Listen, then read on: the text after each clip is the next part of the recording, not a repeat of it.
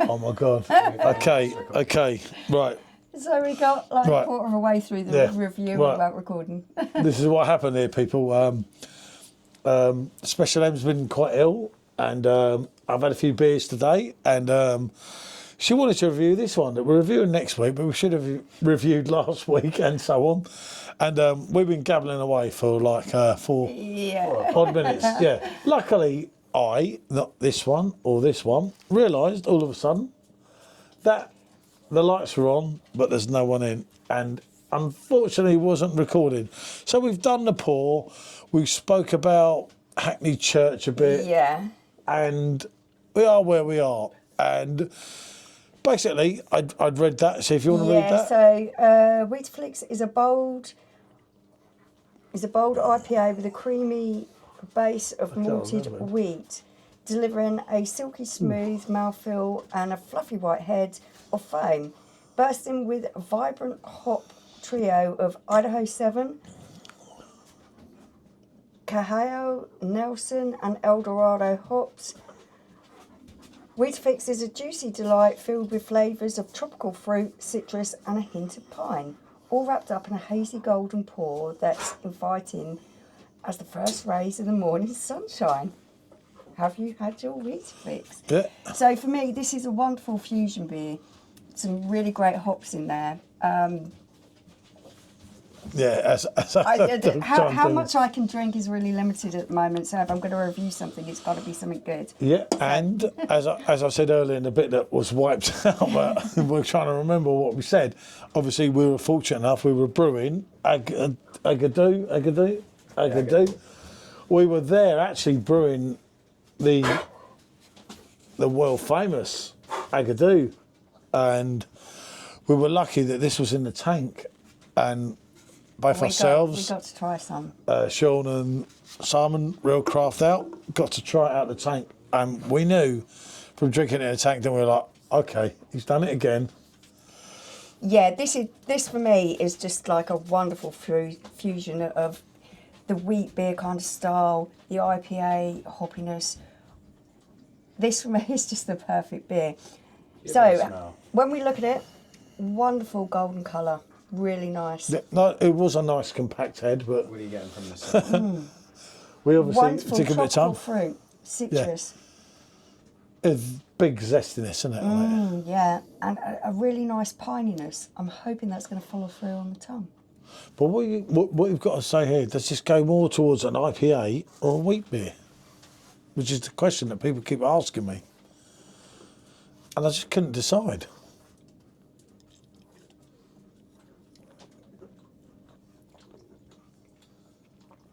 Oh, gotcha. But it does.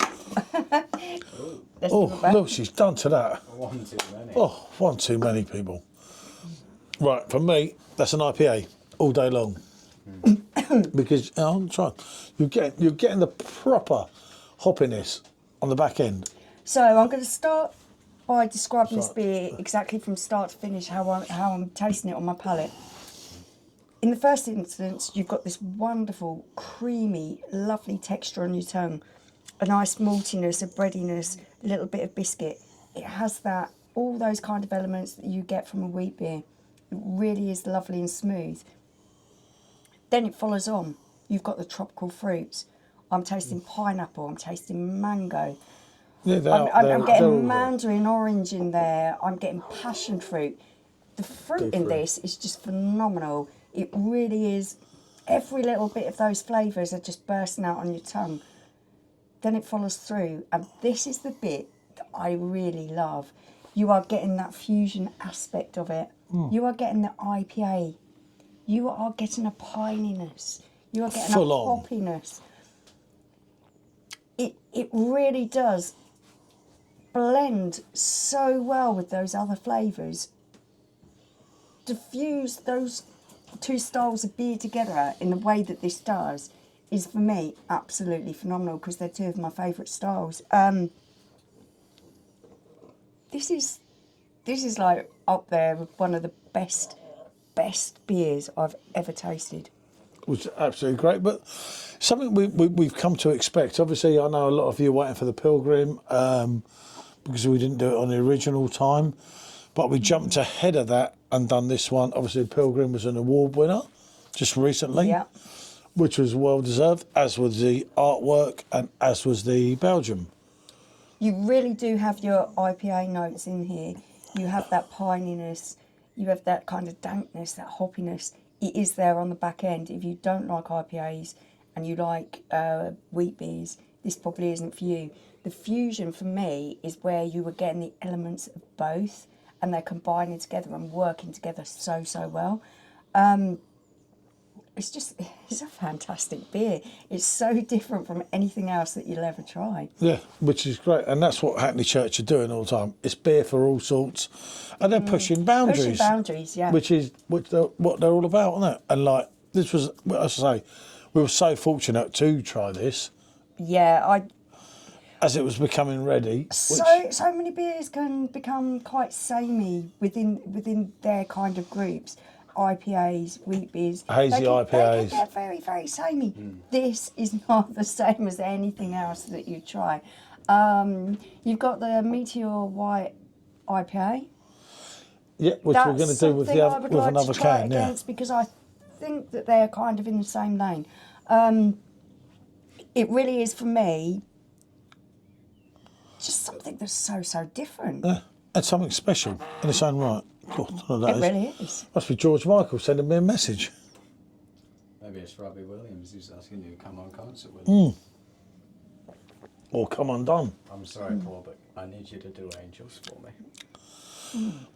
Yeah, and I do love, as I say, you mentioned the tropical fruit, the aftertaste, although it's somewhat hoppy for me, and I do obviously struggle sometimes with some hops, but it's quite smooth. Been really disappointed if it didn't have those IPA notes. If it didn't have the it's an hoppiness IPA, and so you and want the dankness, IPA notes. It has to have that there to fulfil what it's actually saying on the can, and But it's got the wheat doing as well. it. Yeah.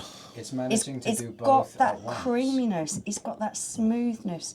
It's shooting two birds with one stone. It really has done what it says on the tin. It's not as good as I could do, though. Those two flavours, those two styles together perfectly. But it's great. And it's great the way Jacob and Hackney Church are doing everything that they're delivering all the time. It's absolutely phenomenal. This is just one of many. I mean, go in their tap room, buy some beers online from them. You don't need us They to... really are Yeah. right up there with... Yeah, I say they're not just pushing boundaries now. Now they know what they're doing. Yeah. They're expanding. There's a lot to come from them this year. They will be on Brewster at some point, won't they? They better be, for their sake. And, yeah, it's great to see this. And there's so much more to come from them this year.